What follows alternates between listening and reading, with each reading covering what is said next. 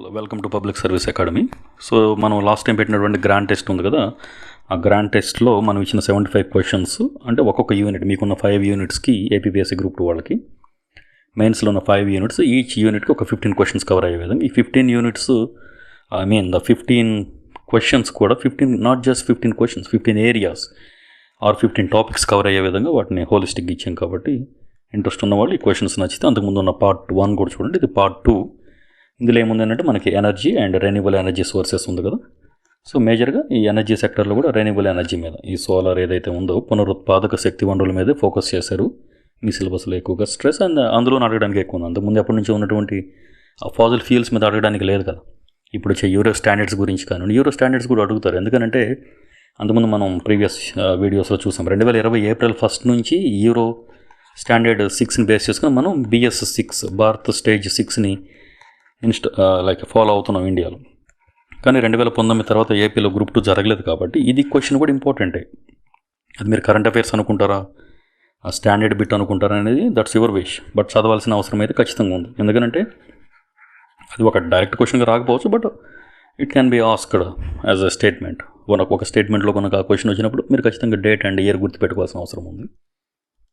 So ఆ విధంగా statements ఒకసారి క్లియర్గా చూడండి అండ్ చెప్పే ఎక్స్ప్లెనేషన్ కూడా మీకు యూజ్ అవుతుంది. ఎందుకంటే ఇక్కడ ఇచ్చిన డైరెక్ట్ స్టేట్మెంట్స్ ఎగ్జామ్లో రావాలని లేదు కాబట్టి.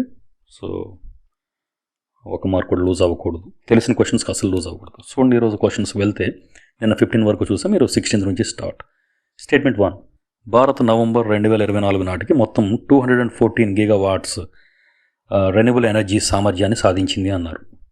ఎస్, ఇది కరెక్ట్ స్టేట్మెంట్. అండ్ స్టేట్మెంట్ 2 కానీ చూస్తే ఈ సాధించినటువంటి ఈ మొత్తం 2023తో పోల్చినప్పుడు ఈ సంవత్సరంలో 2024లో 20% గ్రోత్ ఉంది. గ్రోత్ రేట్ అనేది 20% ఉంది అన్నది ఇది రాంగ్. ఎందుకనంటే ఈ 214 గిగావాట్స్ ఆఫ్ పునరుత్పాదక శక్తి సాధించింది, కానీ ఇది ఎంతవరకు అని అంటే 2023తో పోలిస్తే ఓన్లీ 14%. ఇది 20% కాదు కాబట్టి only statement 1 is the right answer. Next question. So ఇప్పుడు క్వశ్చన్ నెంబర్ 17 చూడండి. సో ఇందులో స్టేట్మెంట్ 1 ఏం చెప్తున్నారంటే PM సూర్యఘర్ మఫ్త్ బజ్లీ యోజన ఇంటింటికి రూఫ్ టాప్ సోలార్ ఇన్స్టలేషన్ల కోసం 30,000 నుంచి 70,000 వరకు 78,000 వరకు సబ్సిడీ అందిస్తుంది. ఇవి నెంబర్స్ అన్ని చాలా ఇంపార్టెంట్ అండి. ఎందుకంటే స్టేట్మెంట్స్ ఇచ్చినప్పుడు ఖచ్చితంగా తెలంగాణలో మొన్న జరిగినటువంటి TGPSC ఎగ్జామ్స్లో కూడా పర్టికులర్గా డేట్ అండ్ నెంబర్స్ కూడా చాలా అడిగాడు. ఎకానమీలో అండ్ SNTలో కూడా అడిగే ఛాన్స్ ఉంది. అండ్ స్టేట్మెంట్ 2 చూస్తే ఈ ఫస్ట్ స్టేట్మెంట్ ఏంటి అంటే ఇది కరెక్ట్. 30,000 నుంచి 78,000 వరకు. ఇది ఎంత అంటే అప్ టు 60% సబ్సిడీని అందిస్తూ ఉంది ఈ పథకం అని చెప్తున్నారు. అండ్ స్టేట్మెంట్ 2 చూస్తే ఈ పథకం నవంబర్ 2024 నాటికి 1 కోటి రూఫ్ టాప్ ఇన్స్టాలేషన్లు సాధించింది అన్నారు. ఇది రాంగ్. ఎందుకనంటే మొన్న ఉన్నటువంటి క్యాలిక్యులేషన్ ప్రకారం యాజ్ పర్ ద PIB 2024 వరకు ఓన్లీ 7 లక్షల ఇన్స్టాలేషన్సే సాధించింది. సో ఇది కోటి అన్నాం కాబట్టి ఈ స్టేట్మెంట్ అనేది రాంగ్. సో సెకండ్ స్టేట్మెంట్ కంప్లీట్గా రాంగ్. అండ్ ఫస్ట్ స్టేట్మెంట్ కనుక చూస్తే దాని ఎక్స్ప్లెనేషన్, ఈ స్కీమ్ ఏంటంటే ప్రొవైడ్స్ ఎ సబ్సిడీ ఆఫ్ 60%, 60% సబ్సిడీని అందిస్తుంది. ఎంతవరకు అని అంటే జస్ట్ 30,000 నుంచి 78,000 రూపాయల వరకు మాత్రమే అందిస్తూ ఉంది అని చెప్తున్నారు. సో ఇది ఏంటి అని అంటే solar unit cost for system up to 2 kilowatts, 2 కిలోవాట్ల సామర్థ్యం ఉన్నటువంటి ఆ పథకానికి, ఆ ప్రత్యేకమైనటువంటి కన్స్ట్రక్షన్కి, ఎస్టాబ్లిష్మెంట్కి మాత్రమే ఇది అందిస్తూ ఉంది. ఇది ఇంపార్టెంట్. ఇక్కడ ఈ థౌజండ్స్ ఇంపార్టెంట్ అండ్ ఈ పర్సంటేజ్ ఇంపార్టెంట్, ఎంత పర్సెంట్ సబ్సిడీ అనేది ఇంపార్టెంట్. సో ఇదేంటి అని అంటే ప్రారంభించిన ఈ స్కీమ్ ఏంటంటే increases the share of solar roof top capacity and empower residential households to generate their own electricity. ఏ ఇల్లు అయితే ఉన్నాయో ఈ రూఫ్ టాప్ సోలార్ ఇన్స్టాల్ చేస్తామో అవి వాటంతటికి అవే ఈ శక్తిని ప్రొడ్యూస్ చేసుకునే కెపాసిటీని కలిగి ఉన్నాయని చెప్తున్నారు. సో వన్ ఇస్ అది గుడ్ అనేది. అండ్ ఇదేంటి అని అంటే జస్ట్ మనం చూసాం కదా 30,000 నుంచి 78,000 వరకు సబ్సిడీ అందిస్తుంది. ఇది కూడా దేన్ని బేస్ చేసుకుని అందరికీ అన్నీ ఇవ్వదు. సోలార్ ప్లాంట్ కెపాసిటీ ఇది ఇంపార్టెంట్. ఈ కెపాసిటీని బేస్ చేసుకుని ఇంత పర్సంటేజ్ సబ్సిడీ, ఇంత అమౌంట్ ఇస్తూ ఉంది. ఎస్, నెక్స్ట్ క్వశ్చన్ నెంబర్ 18 చూడండి. ఇందులో స్టేట్మెంట్ 1 ఏమి ఇచ్చారు అంటే నేషనల్ గ్రీన్ హైడ్రోజన్ మిషన్ 2030 నాటికి అంటే 2030 నాటికి 8 లక్షల కోట్ల పెట్టుబడులను ఆకర్షించగలదని అంచనా అన్నారు. సో ఇది 100% కరెక్ట్. ఎందుకంటే 8 లక్షల కోట్ల పెట్టుబడులు అలాగే 6 లక్షల ఉద్యోగాలు. సో ఈ 2 అనేది గుర్తుపెట్టుకోవాల్సిన అవసరం, ఎందుకంటే ఇక్కడ 8 లక్షలు ఇచ్చాం, బట్ ఇక్కడ నెక్స్ట్ మీకు ఏమివ్వచ్చు, 6 లక్షల మందికి ఉపాధి కల్పన అని ఇవ్వచ్చు ఎగ్జామ్లో, కాబట్టి గుర్తుపెట్టుకోవాలి, ఆప్షన్ ఏం లేదు, షార్ట్ కట్.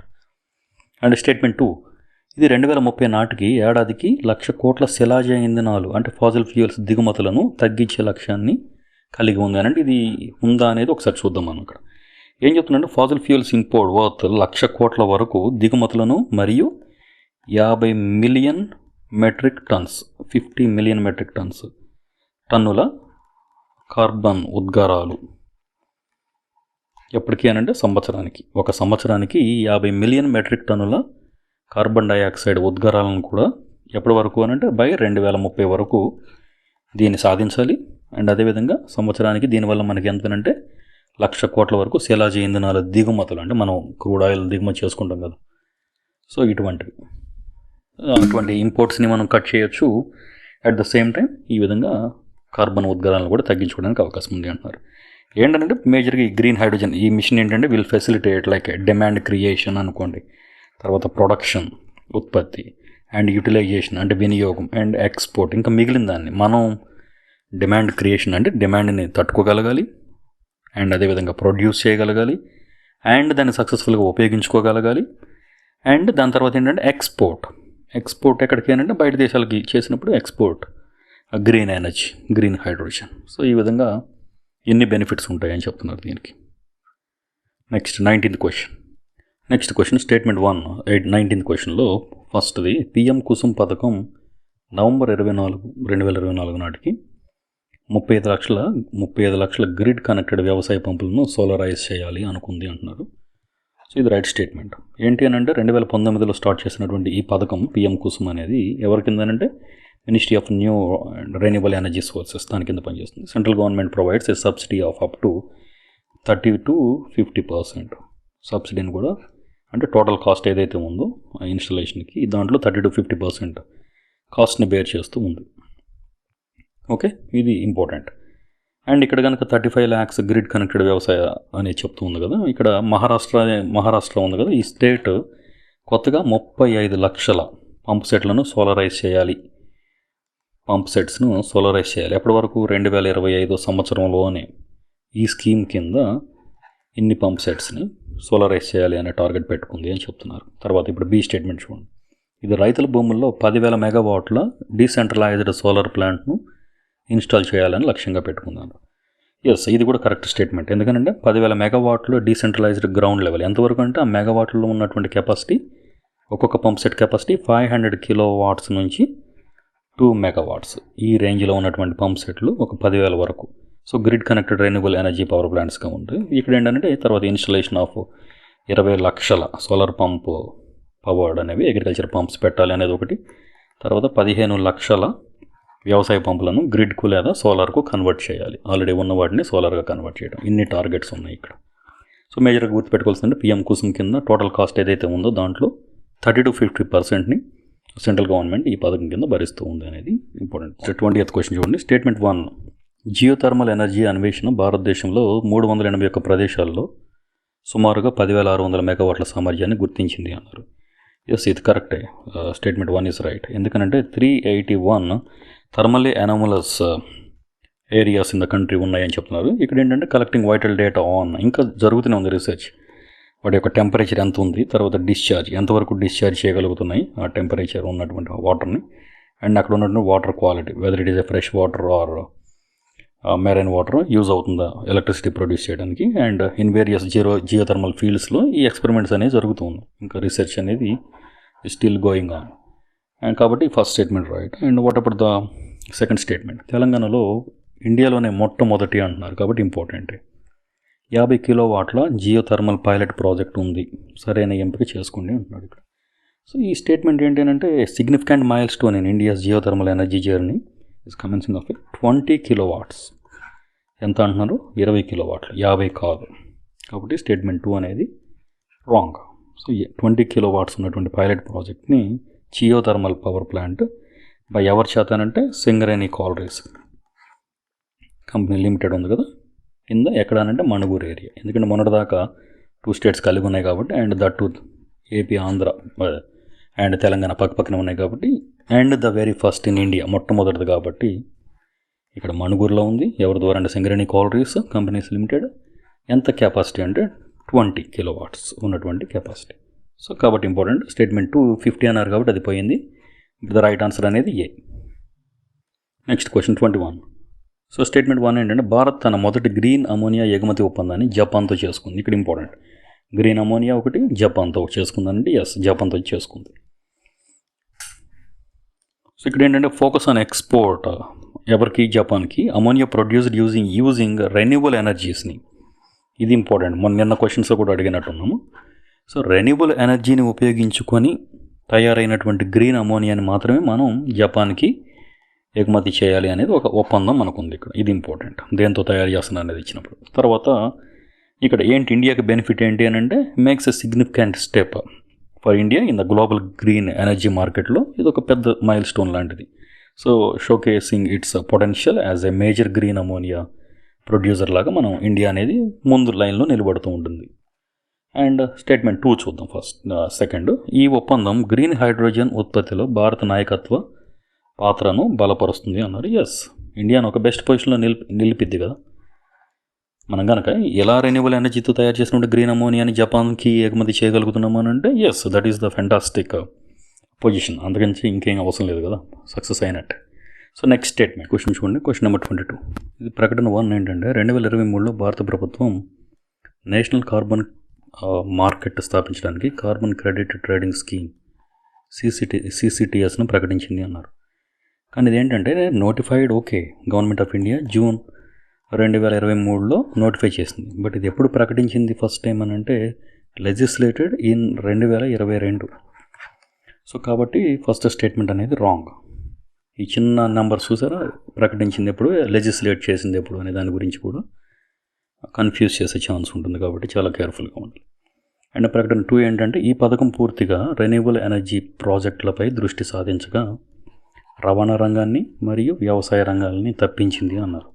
సో తప్పించింది అంటే ఏం లేదు, తప్పించడం అనేది జరగదు. Scheme AIIMS to reduce carbon emissions. అది దేనికి అంటే ఈ కార్బన్ యొక్క ఉద్గారాలను తగ్గించడానికి. ఎలా ప్రోత్సహించడం, ఏం ప్రోత్సహించడం అంటే కొన్ని ఇనిషియేటివ్స్ ఉంటాయి కదా, వాటిని ప్రోత్సహించడం ద్వారా ఈ కార్బన్ ఫుట్ ప్రింట్ అనేది తగ్గించుకోవచ్చు అన్నారు. ఈ స్కీమ్ ఏంటంటే the scheme can be used to support transportation projects. So మేజర్గా ఉండేది ట్రాన్స్పోర్టేషన్ ప్రాజెక్ట్ని కంట్రోల్ చేసినప్పుడు మనకి కార్బన్ ఉద్గారాలు అనేవి తగ్గితే, అలాంటిది రవాణా రంగాన్ని విస్మరించడం అనేది జరగని పని ఇక్కడ. So transportation projects and agriculture కూడా ఇందులో భాగమే. ఎందుకంటే అగ్రికల్చర్ నుంచి కూడా మనకి మీథేన్ గ్యాస్ అవి వస్తూ ఉంటాయి కాబట్టి ఇవన్నీ కూడా కార్బన్ ఉద్గారాలు అండ్ గ్రీన్ హౌస్ గ్యాసెస్ కింద మిగిలిపోతుంది.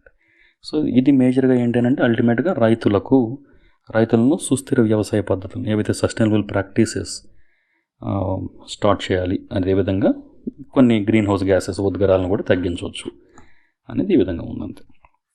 So simple but very important. Question number 23. ఈ ప్రకటన 1 ఏంటంటే 2018 బయోఫ్యూయల్పై నేషనల్ పాలసీ ఉంది కదా. ఆ బయోఫ్యూయల్స్ను first generation, second generation and third generation బయోఫ్యూయల్స్గా వర్గీకరించింది అంటే ఎస్, ఈ స్టేట్మెంట్ కరెక్టే. ఎందుకంటే మనకు ఉన్నటువంటి జనరేషన్స్ 4 అయినప్పటికీ ఇక్కడ 3 ఉన్నాయా అని అడిగాడు కాబట్టి 3 ఉన్నాయి అంతే. సో ఫస్ట్ జనరేషన్ ఏంటంటే made from edible crops, edible biomass ఏదైతే ఉందో మనం తినేటువంటి మొక్కల నుంచి వచ్చినటువంటి. ఇది ఏంటంటే రిక్వైర్డ్ లాట్ ఆఫ్ ఫెర్టిలైజర్ కావాలి దీనికి. సో ఏంటి ఎగ్జాంపుల్ అని అంటే కార్న్ కానివ్వండి, సోయాబీన్, షుగర్ కేన్, తర్వాత వెజిటబుల్ ఆయిల్స్. సో వీటన్నిటిని ఉపయోగిస్తారు. అదేవిధంగా సెకండ్ జనరేషన్లో తీసుకుంటే non edible crops, non edible like plant biomass అనుకోండి, నాన్ ఎడిబుల్. సో ఇవన్నీ మనం తినడానికి పనిచేయమన్నాడు. అగ్రికల్చరల్ వేస్ట్ ఉంటుంది కదా, వాటికి సంబంధించిన ఎగ్జాంపుల్ కింద చెప్పుకోవచ్చు. సో స్విటిల్ గ్రాస్ లాంటివి. అండ్ థర్డ్ జనరేషన్ కానీ తీసుకున్నట్టయితే made from algae or some engineered crops, వీటి నుంచి తీసుకుంటారని చెప్తున్నాను. సో ఇది ఏంటంటే still in early stages of డెవలప్మెంట్లోనే ఉంది. అండ్ ఫోర్త్, దీని గురించి మనం ఎక్కువ మాట్లాడం ఎందుకంటే ఇది ఇప్పుడు ప్రజెంట్ ఏం లేదు, జనరల్గా ఉంది అంతే చెప్పుకోవడానికి. So made from engineered plants, ఏవైతే ఇంజనీర్డ్ ప్లాంట్స్ ఉన్నాయో వాటికి సంబంధించిన మైక్రో ఆర్గానిజమ్స్, ఇంజనీర్డ్ ప్లాంట్స్ ఏవైతే that capture carbon dioxide. So వీటిని మనం ఫోర్త్ జనరేషన్ అంటే వెరీ అడ్వాన్స్డ్, ఇవి కూడా ఇంకా ఎర్లీ డెవలప్మెంట్ స్టేజ్లో ఉన్నాయి కాబట్టి జనరల్గా మనం ఈ 3 types ఆఫ్ క్రాప్స్ని యూస్ చేస్తూ ఉన్నాం. బట్ మొదటి దానికి ఏంటంటే రిక్వైర్డ్ లాట్ ఆఫ్ ఫెర్టిలైజర్ కావాలి మొదటి రెండింటికి, ఎందుకంటే బయోమాస్ కావాలి. మనం తినే మొక్కజొన్న, సోయాబీన్ మిల్ మేకర్స్తో తయారు చేయట్లేదు కదా, అక్కడ ఉన్న బయోమాస్ ఏదైతే మొక్కల నుంచి ఉందో దాన్ని బేస్ చేసుకొని బయోఫ్యూయల్స్ అనేవి తయారు చేస్తాం. కాబట్టి మొక్కలో ఉన్న వెజిటేటివ్ పార్ట్స్, శాఖీ భాగాలు, మొక్కలు, కొమ్మలు, లీవ్స్, రూట్స్ ఇవన్నీ కూడా ఎక్కువ కావాలి. అప్పుడు మాత్రమే మనకు బయోఫ్యూయల్ ఎక్కువ వస్తుంది. ఇక్కడ మొక్క ఏపుగా పెరగాలి అని అంటే ఫెర్టిలైజర్స్ భయంకరంగా అందించాల్సిన అవసరం కూడా ఉంది. అందుకని మనం ఈ 3rd and 4th ఏవైతే టెక్నాలజీ ద్వారా తయారు చేసే వీటి మీద, అంటే ఈ ఆల్గే మీద కానివ్వండి, ఈ బయోటెక్నిక్ క్రాప్స్ వీటి మీద కాన్సన్ట్రేట్ చేస్తూ ఉన్నాం. అండ్ స్టేట్మెంట్ 2 చూడండి. ఈ విధానం 2030 నాటికి పెట్రోల్లో 20% ఎథనాల్ మిశ్రమం అండ్ డీజిల్లో 5% పెట్టుకోవాలి బయోడీజిల్ని అని చెప్పేసి పెట్టుకున్నారు. అంటే పెట్రోల్లో ఏం చేస్తున్నారు అని అంటే 20% ఎథనాల్ని కలపాలి, డీజిల్లో 5% బయోడీజిల్ని కలపాలని లక్ష్యంగా పెట్టుకుంది. ఎస్. సో ఆన్సర్ ఏంటి అని అంటే 2, ప్రకటన 1 and 2 రెండు కూడా కరెక్టే అని చెప్పి. నెక్స్ట్ క్వశ్చన్ 24 చూడండి. ప్రకటన 1 ఏంటంటే భారత స్టేజ్ 6 ఉద్గార ప్రమాణాలు Euro 6 ప్రమాణాలకు సమానంగా ఉన్నాయి అనండి. ఎస్. ఈ భారత స్టేజ్ మనం 6 ఎప్పటి నుంచి చేసామనంటే ఇందుకు కూడా చెప్పుకున్నాం 2020 ఏప్రిల్ 1 నుంచి దీన్ని ఫాలో అవ్వాలి. అందుకని మనం భారత స్టేజ్ 5ని స్కిప్ చేసాం, 4 నుంచి 6కి డైరెక్ట్గా వెళ్ళిపోయాం. ఇది మన పాత ప్రీవియస్ వీడియోస్లో కూడా ఉంటుంది. If you want you can check they. And ప్రకటన 2 భారత స్థాయి 6 ఈ 4 ప్రమాణాలతో పోలిస్తే, అంటే భారత స్టేజ్ 4 నుంచి 6కి వెళ్ళిపోయాం అనుకున్నాం కదా. సో దీంతో పోలిస్తే నైట్రోజన్ ఆక్సైడ్ ఉద్గారాలలో 70% తగ్గింపు విధిస్తుంది. ఎస్. ఎందుకంటే ఈ భారత స్టేజ్ 6 అనేది మనం ఓన్లీ నైట్రోజన్ ఆక్సైడ్స్ మీదే ఫోకస్ చేసాం. ఇక్కడ ఈ నైట్రోజన్ ఆక్సైడ్స్ మీద ఫోకస్ చేసాం కాబట్టి we're not bothering about sulphur oxides. ఇక్కడ సల్ఫర్ ఆక్సైడ్స్ గురించి మనం ఏమీ చర్యలు తీసుకోలేదు. సో నైట్రోజన్ ఆక్సైడ్ మీద ఎక్కువ ఫోకస్ చేసాం కాబట్టి ఈ 2 స్టేట్మెంట్స్ కూడా కరెక్టే. So answer C is the right answer. Next statement చూడండి. ఫస్ట్ క్వశ్చన్ 25లో ఉన్న ఫస్ట్ స్టేట్మెంట్. 2024లో భారతదేశం కాకరపార్ అణుశక్తి కేంద్రంలో KAPS తన తొలి 700 మెగావాట్ల ప్రెజరైజ్డ్ PHWRను స్టార్ట్ చేసింది. ప్రెజరైజ్డ్ హెవీ వాటర్ రియాక్టర్ను అన్నారు. సో ఇది కరెక్టే, ఎందుకంటే కాకరపార మనకు గుజరాత్లో ఉంది. సో వాళ్ళు 700 మెగావాట్స్ ప్రెజరైజ్డ్ హెవీ వాటర్ రియాక్టర్ను కొత్తగా ప్రారంభించారు. ఎస్.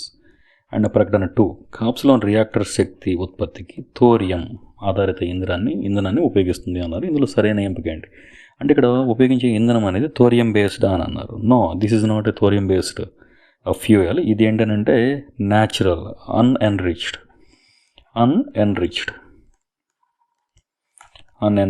Natural uranium. ఇది ఇంపార్టెంట్. సో థోరియం కాదు, యురేనియంని ఇది యూస్ చేస్తూ ఉంది ఇక్కడ ఇంధనంగా అని చెప్పారు కాబట్టి. సో స్టేట్మెంట్ 2 అనేది wrong, only statement 1 is the right answer. Next చూడండి. క్వశ్చన్ నెంబర్ 26లో ప్రకటన 1. భారతదేశం 2021లో గ్రీన్ హైడ్రోజన్ ఉత్పత్తి చేయడం కోసం 2070 నాటికి నెట్ జీరో ఉద్గారాలను సాధించాలని లక్ష్యంగా ఉంచుకుంది. జాతీయ గ్రీన్ హైడ్రోజన్ మిషన్ ఉంది కదా, నేషనల్ హైడ్రోజన్ ఎనర్జీ మిషన్ కింద దీన్ని చేశారు అంటే ఎస్, ఇది కరెక్ట్ ఆన్సర్. అంటే ప్రకటన 2 చూస్తే ఈ మిషన్ ఏదైతే ఉందో ఈ గ్రీన్ హైడ్రోజన్ అనేది, ఇందులో గ్రీన్ హైడ్రోజన్ సహజ వాయువు మరియు బొగ్గు గ్యాసిఫికేషన్ ఉపయోగించి ఉత్పత్తి చేయబడుతుంది. ఇక్కడ తయారు చేసే గ్రీన్ హైడ్రోజన్ని ఈ శిలాజ ఇంధనాలు ఉపయోగించి చేస్తే దీనివల్ల ఉపయోగం ఏముంది? Zero benefit. కాబట్టి ఈ స్టేట్మెంట్ 2 అనేది రాంగ్. ఇక్కడ ఏం చేస్తున్నారంటే ఈ నీటిని ఏదైతే మన దగ్గర ఉన్న వాటర్ని విచ్ఛిన్నం చేసి హైడ్రోజన్ అండ్ ఆక్సిజన్గా మారుస్తున్నాం.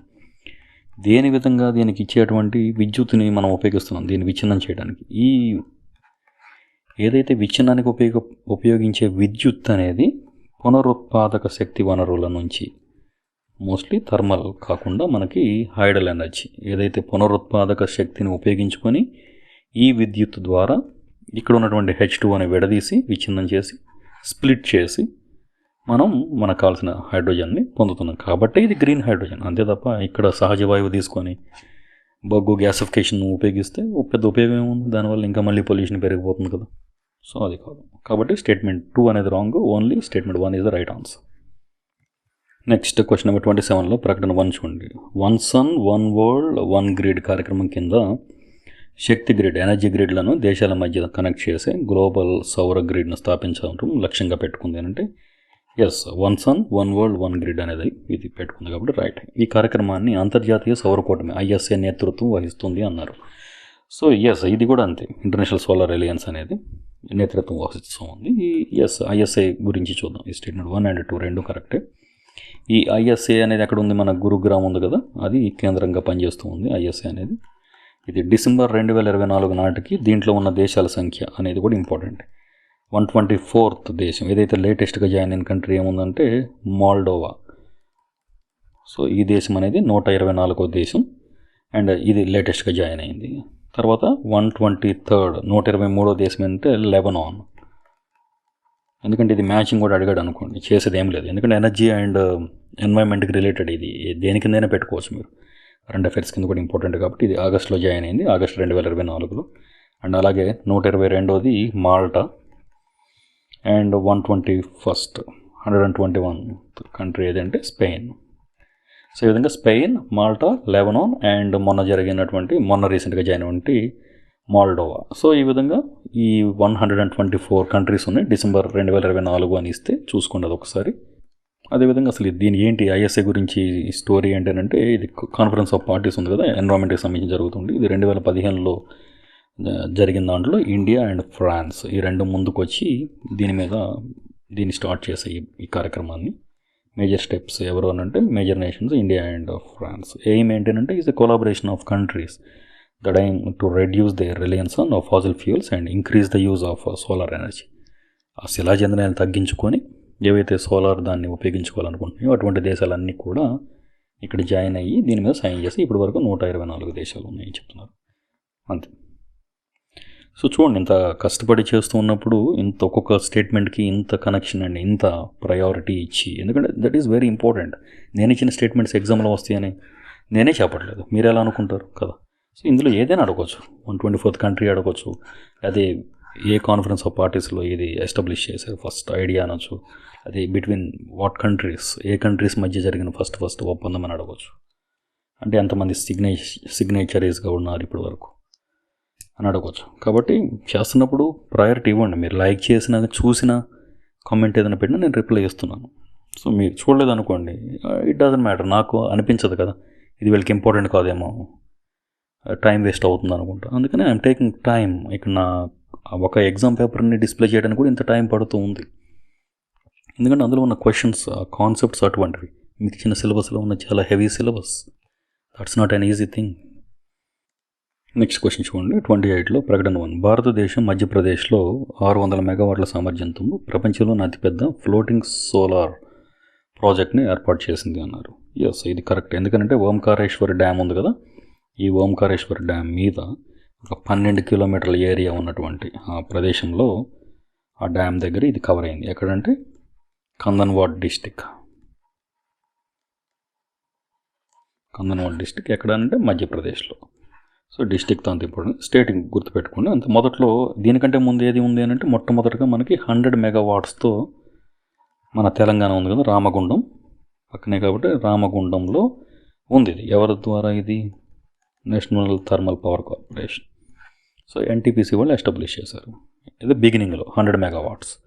బట్ ఇప్పుడు ఏంటంటే ఓంకారేశ్వర్ డ్యామ్ మీద ఉన్నటువంటి ఈ 600 మెగావాట్ సామర్థ్యంలో ప్రపంచంలోనే అతిపెద్దది, the biggest and largest floating. కాబట్టి ప్రపంచంలోనే నెంబర్ 1 కాబట్టి గుర్తుపెట్టుకోవాల్సిన అవసరం ఉంది ఖచ్చితంగా. ఎస్, ఇది statement 1 correct. And second statement కన్నా చూస్తే, ఇప్పుడు ఈ ఫ్లోటింగ్ సోలార్ ప్రాజెక్టులు జలాశయాలు అంటే నీటి మీద ఉంటాయి కదా, ఈ నీటి మీద ఈ ప్లేట్స్ అన్నీ వేయటం వలన ఏమవుతూ ఉంది, జలాశయాల్లో ఆవిరిని తగ్గించి నీటిని సేవ్ చేయడానికి ఉపయోగపడుతుంది. సో ఎవాపరేషన్, ఏవైతే బాష్పీభవనం అనేది తగ్గుతూ ఉంటుంది, కాబట్టి నీటి యొక్క లాస్ కూడా తక్కువగా ఉంటుంది ఆ ప్రదేశంలో, ఆ చెరువులలో అని చెప్తున్నాను. కాబట్టి ప్రకటన 2 కరెక్ట్, ఏ అండ్ బి, ప్రకటన 1 and 2 రెండు correct. Answer C is the right answer ఇక్కడ.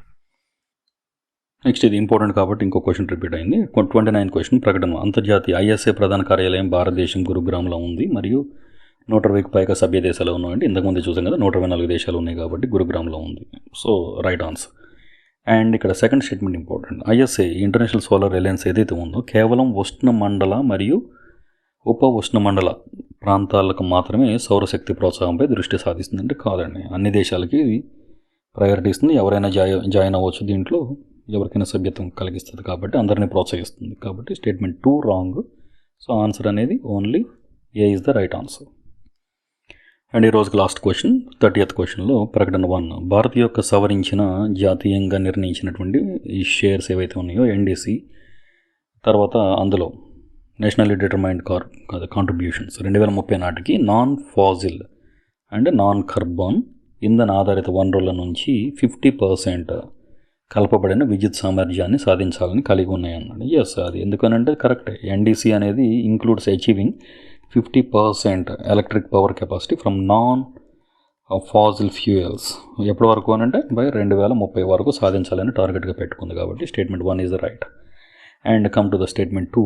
అండ్ ఇండియా డిసెంబర్ 2024 నాటికి 60% విద్యుత్ సామర్థ్యాన్ని నాన్ ఫాజిల్ వనరుల నుంచి వస్తుంది అన్నారు. ఇది ఎన్డీసీ లక్ష్యాన్ని అధిగమించింది అన్నారు. ఇది రాంగ్. ఎందుకంటే మనకు ప్రజెంట్ ఉన్నటువంటి ఇన్ఫర్మేషన్ ప్రకారం 46.3% మాత్రమే. ఈ పర్సంటేజ్లో ప్రతి ఒక్కటి ఇంపార్టెంట్. నేను ఇక్కడ రాసేది మీ టైం వేస్ట్ చేయాలని కాదు, నా టైం వేస్ట్ చేసుకోవాలని కూడా అస్సలు కాదు. సో 46.3% అనేది ఉంది, నాట్ 60%. కాబట్టి statement 2 is the wrong one. And so the answer is statement 1, అంటే ప్రకటన 1 ఏ ఈజ్ ద రైట్ ఆన్సర్ ఇక్కడ. సో ఇంతవరకు నేర్చుకున్నారు. సో సెక్షన్ 2 అయిపోయింది. Energy and renewable energy resources అనే దాని గురించి నేర్చుకున్నాం. Very important chapter. అండ్ తర్వాత నెక్స్ట్ చూసేటువంటి నెక్స్ట్ వీడియోలో సెక్షన్ 3 ఏదైతే పార్ట్ 3 ఉందో అది ఇకాలజీ అండ్ బయోడైవర్సిటీ. ఇందులో ఈ చాప్టర్లో మాత్రమే సమ్ 75 to 90% వరకు మనకి స్టాక్ సబ్జెక్ట్ ఉంటుంది. సబ్జెక్ట్లో నుంచి క్వశ్చన్స్ ఎక్కువ వస్తాయి. ఈ మధ్య ఏమున్నాయండి, నేషనల్ పార్క్స్ ఏదో 1-2 ఉంటాయి, వెట్ ల్యాండ్స్ 1-2 అంతే, ఎన్ని ఉన్నాయి అనేది అలా నేర్చుకుంటాం అంతే. 85 ఉన్నాయి. లేదా కొత్తగా యాడ్ చేసిన నేషనల్ పార్క్స్, కొత్తగా newly added endangered species to the red list, IUCN, ఇటువంటివి కొన్ని చూస్తాం. మిగిలిందంతా స్టాక్ సబ్జెక్ట్. అక్కడ మాత్రంకి ఫుల్ సబ్జెక్ట్ ఉంటుంది నెక్స్ట్ క్లాస్లో. లైక్ చేయండి, వీడియోని వాచ్ చేయండి. మీకు ఇంపార్టెంట్ అనిపిస్తే షేర్ చేయమని నేను చెప్పను, అది మీ ఇష్టం. అండ్ ఎస్, లైక్ అనేది నాకు రిక్వైర్మెంట్ ఉంది. ఎందుకంటే నాకు మోటివేషన్ రావాలి కదా, వీళ్ళకి వీడియో పెట్టాలంటే ఏం చూస్తున్నారులే 100 మందికి కూడా నచ్చట్లేదు అనే ఫీల్ రాకూడదు. When it is for free, yes, consider it for subscription. కొత్తగా చూస్తున్న వాళ్ళు ఛానల్ని సబ్స్క్రైబ్ చేసుకోవడానికి చూడండి. Thank you so much and have a nice day. Prepare well.